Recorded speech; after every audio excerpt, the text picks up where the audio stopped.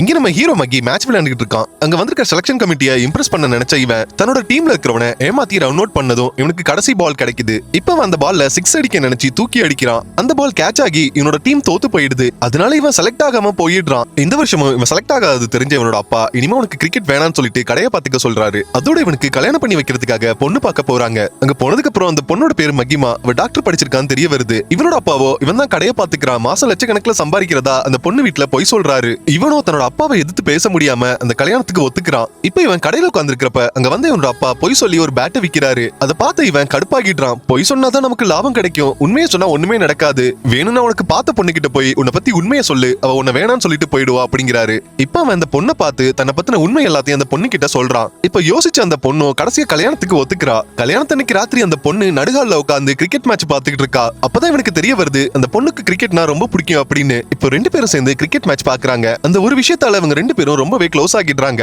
ஒரு நாள் final match பாக்குறதுக்காக இவன் வேக வேகமா கடையை பூட்டிட்டு போகிறான். அடுத்த நாள் காலையில வந்து பார்த்தா அந்த கடையில இருக்க பொருள் எல்லாம் திருடு போயிருக்குன்னு தெரிய வருது. இவன் பூட்டை சரியா பூட்டிட்டு போகலன்னு தெரிஞ்ச இவனோட அப்பா எல்லாரும் முன்னாடி வச்சு இவனை அடிச்சிடுறாரு. இதுக்கப்புறம் என்ன நடந்துச்சு நீங்க தெரிஞ்சுக்கணும்னா இந்த சேனலை சப்ஸ்கிரைப் பண்ணுங்க.